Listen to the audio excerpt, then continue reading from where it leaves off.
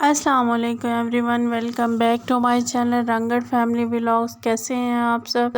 अल्हम्दुलिल्लाह हम भी बिल्कुल ठीक ठाक हैं। आज का व्लॉग स्टार्ट कर रहे हैं हम लोग फिर किचन से, क्योंकि लेडीज़ अप्रोच ही किचन टू किचन है। आज मैं स्टार्ट में ही मैंने यानी कि सारा काम कर लिया था। काम करके मैंने दूध गर्म रख दिया था, हस्बैंड जा चुके थे।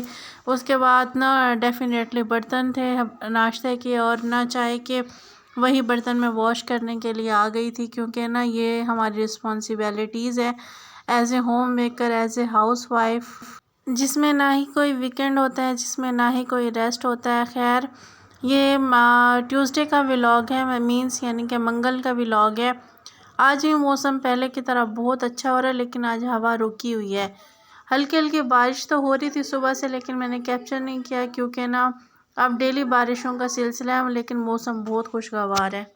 मामूल के मुताबिक मैंने वही सारे अपने काम किए, नाश्ता बनाया, सारी सफाइयाँ वगैरह की, सफाइयाँ वगैरह करके किचन में आ गई, चाय वगैरह बनाई, हस्बैंड को भेजा और फिर उसके बाद ना बर्तन वॉश करने लगी। और उसके बाद ही आज मैंने किचन का काम स्टार्ट करने से पहले, मीन्स लंच बनाने से पहले ना मैंने कहा कपड़े प्रेस कर लेते हैं। काफ़ी दिन से कपड़े मुझे बोल रहे थे ना हमें भी प्रेस कर लें, हम ऐसे ही रखे हुए हैं काफ़ी टाइम से, हमारे ऊपर भी नज़रें करम कर दें। तो खैर मैंने ना आज किचन का काम स्टार्ट करने से पहले आज ना तकरीबन कपड़े ही मैंने प्रेस करना स्टार्ट कर दिया, क्योंकि मौसम अच्छा था, बरामदे में काम भी इजीली हो जाता है। हवा रुकी हुई है तो, लेकिन गर्मी इतनी महसूस नहीं हो रही, क्योंकि बादल हो रहे हैं, बारिशें आई हैं ना, तो मौसम अच्छा हुआ है। खैर मैं फिर कपड़े प्रेस करने के लिए लगी। कपड़े प्रेस करने के बाद फिर मैं किचन में गई थी, और यहाँ पे ना कंटिन्यूसली मैंने तकरीबन ना 1.5 से 2 घंटे में कपड़े प्रेस करती रही। मौसम माशाल्लाह इतना अच्छा है, फैंस की इतनी ना ज़रूरत ही महसूस नहीं होती है। रात को भी अगर चलाएं तो या तो फिर उसको स्लो करना पड़ता है या फिर ब्लैंकेट लेनी पड़ती है। माशाल्लाह मौसम इतना अच्छा है, और ना अल्लाह करे गर्मियों में इसी तरीके से रहे। 3 दिन से मेरी बाज़ार की तैयारी है, कुछ चीज़ें लेनी थी। मैंने कहा चले किचन की कुछ चीज़ें ले लेते हैं, कुछ किचन का मेक ओवर कर लेते हैं, लेकिन हस्बैंड के पास टाइम ही नहीं है बाज़ार जाने का। बच्चों के भी बस 2 से 3 पेपर रहते हैं। उसके बाद 3 तारीख को बच्चों के पेपर ख़त्म हो जाएंगे, फिर फ्री हूँ। तकरीबन 2 मंथ तक बच्चों की फिर वेकेशंस चलेंगी इजीली, फिर यानी कि ना वो टाइम भी यानी कि फ्री अप हो जाएगा। मैंने कहा उस टाइम में मैंने कहा किचन को, घर को मेक ओवर कर लेते हैं। अगर यानी कि मुझसे हो सका पॉसिबल अकेली से, तो मैं शायद यानी कि पेंट वगैरह भी करूं, क्योंकि ना हस्बैंड के पास तो टाइम होता ही नहीं है। मैं तो उनको काफ़ी टाइम से बोल रही हूँ कि वे मेक ओवर करते हैं, पेंट करते हैं, घर को यानी कि थोड़ा सा चेंज करते हैं, लेकिन ना टाइम की इतनी शॉर्टेज होती है उनके पास। बस थोड़ी देर के लिए आते हैं, रेस्ट करते हैं और फिर चले जाते हैं। जस्ट 2 से 3 घंटे का रेस्ट होता है, उसमें भी थके हुए आते हैं ना, तो फिर मेरा भी दिल नहीं करता ज़्यादा उनको तंग करने को।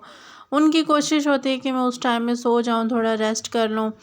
खैर यहाँ पे मेरे कपड़े कुछ प्रेस हो चुके थे, फिर मुझे याद आया अचानक से आज तो मैंने बीफ बनाना है और उसको भी टाइम अच्छा खासा लगना है। तो फिर मैंने इधर ही कपड़ों को कुछ स्किप किया। मैंने कहा कुछ हो गए हैं प्रेस, कुछ को फिर मैंने बाद में करना है।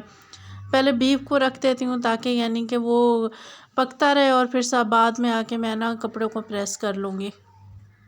आज मैंने उस सूट को भी प्रेस कर लिया जिसका मैंने ना दुपट्टे को रीयूज़ करके ट्राउज़र बनाया था। शर्ट मेरी यानी कि पहले से यूज़ हुई हुई थी, तो मेरा दिल ही नहीं किया कि उसके ऊपर मैं न्यू ट्राउज़र लेके आऊँ, क्योंकि न्यू ट्राउज़र और ना न्यू कपड़े की शाइन अलहदा होती है, और यूज़ किए हुए जो कपड़े होते हैं उनकी शाइन अलहदा होती है। तो फिर मेरा दिल ही नहीं किया कि मैं यूज़ की हुई ना शर्ट पे ना न्यू ट्राउज़र लेके आऊँ। और खैर लोन के कपड़े भी जल्दी ख़राब हो जाते हैं, मुझे ये भी था। मैंने कहा ऐसा ना हो कि मैं ट्राउज़र लेके आऊँ और फिर कमीज़ ख़राब हो जाए, मीन्स शर्ट ख़राब हो जाए, तो ऐसे अच्छा नहीं लगता। फिर मैंने दुपट्टे को रीयूज़ कर लिया था। मैं पहन के बताऊंगी, तो आप बताइएगा मुझे कि ये मेरा आइडिया कैसा लगा आप लोगों को, ये मैंने ठीक किया है या हमें इस तरीके से रीयूज़ करना चाहिए या नहीं करना चाहिए। खैर यहाँ पे फिर मैंने एक सूट को छोड़ दिया था, फिर मैं किचन में आ गई थी। मैंने कहा पहले आपको मौसम दिखा देती हूँ।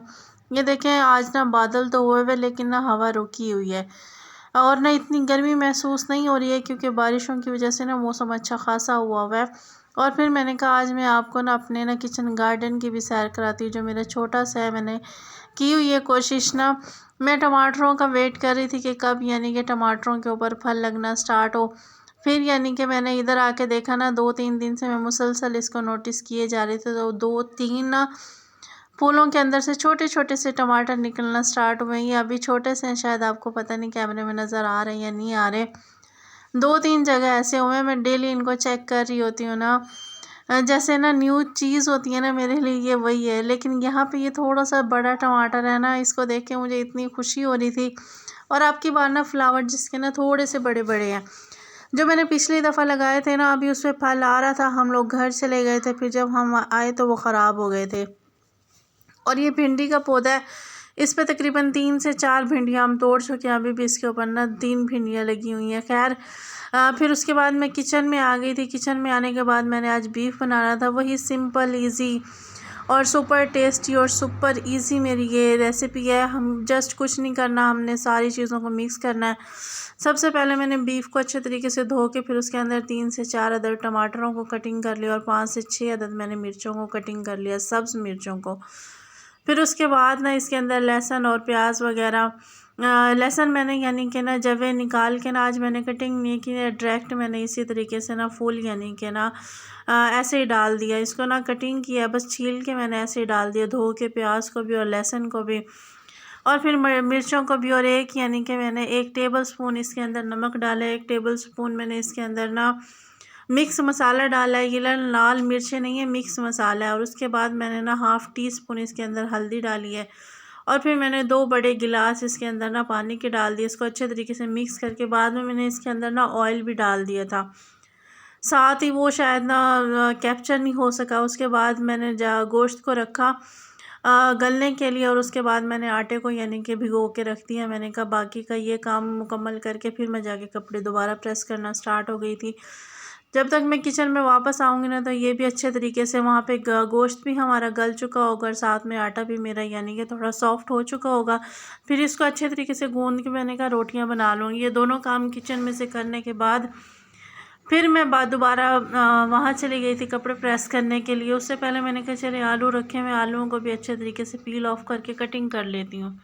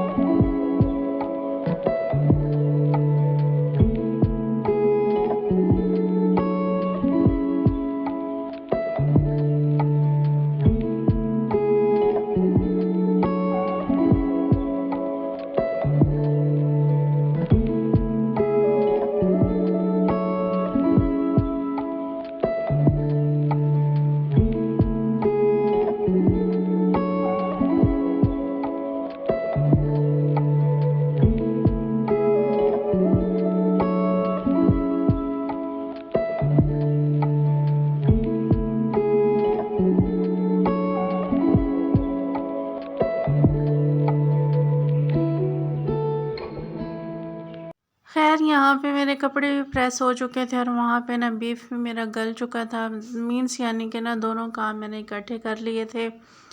फिर उसके बाद मैं दोबारा किचन में आ गई। किचन में आने के बाद फिर मैंने ना आटा गूँधा और साथ साथ ना मैं ना अपने सालन की भुनाई करती रही हूँ। जब भुनाई हो जाएगा तो मैंने इसके अंदर ना पानी डाल के मज़ीद इसका शोरबा बना लेना।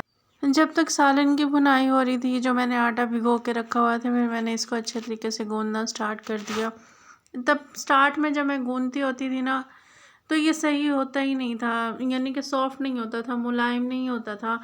फिर मैंने एक दिन ऐसे तजर्बा करके देखा ना, तजर्बा नहीं किया, खैर उस दिन ना मेरे साथ ऐसे हुआ कि मैं आटा गूँध रही थी, मुझे ना कोई काम आया, मैंने ऐसे ही बीच में छोड़ के ना वो काम करना स्टार्ट हो गया। मैंने कहा चलें इसको दोबारा गूँधती हूँ आके। जब दोबारा आके मैंने देखा तो ये इतना सॉफ्ट हुआ हुआ था। खैर उस दिन का वो जो काम था ना, फिर मुझे वो ठीक लगा, फिर मैं इसी तरीके से करना स्टार्ट हो गई। पहले इसको भिगो के रख देती हूँ और साथ में फिर इसको जब ना पकाना होता है उससे थोड़ी देर पहले इसको अच्छे तरीके से ना गूँध लेती हूँ। यहाँ पे सालन भी हमारा मैक्सिमम भुनाई हो चुका था। फिर उसके अंदर ना मैंने ना आलू डाल दिए। आलू डाल के भी फिर मैंने इसके अच्छे तरीके से भुनाई की और फिर जब इसका पानी और यानी कि पानी बिल्कुल जल चुका था और उसके बाद ऑयल इसका बिल्कुल अलहदा हो गया था। वैसे ना सालन की भुनाई का ना यही यानी कि वो होता है, ट्रिक होता है समझें, या फिर पहचान होती है कि ऑयल सेपरेट हो जाता है और हमारा नहीं यानी कि जो हमारी सब्ज़ी होती है या गोश्त होती है वो सेपरेट हो जाते हैं। खैर यानी कि यहाँ पर फिर मेरा सालन भी रेडी हो चुका था। फिर मैंने इसके अंदर ना लास्ट में ज़ीरा और ना पुदीना, थोड़ी सी मेथी और थोड़ा सा यानी कि धनिया, ये मेरे पास ना खुश्क अवेलेबल था। मैंने तीनों चीज़ों को यानी कि ना भिगो के रख दिया था, फिर उसके बाद इन तीनों चीज़ों को डाल लिया था। ये सब करने के बाद ना मैं रोटियां बनाना स्टार्ट हो गई थी। आज मैंने ना हस्बैंड के फ्रेंड की तरफ भी खाना भेजना था, उनके लिए भी रोटियां बनानी थी। हस्बैंड ने तो लेट आना था, फिर मैं जल्दी रोटियां बनाना स्टार्ट हो गई।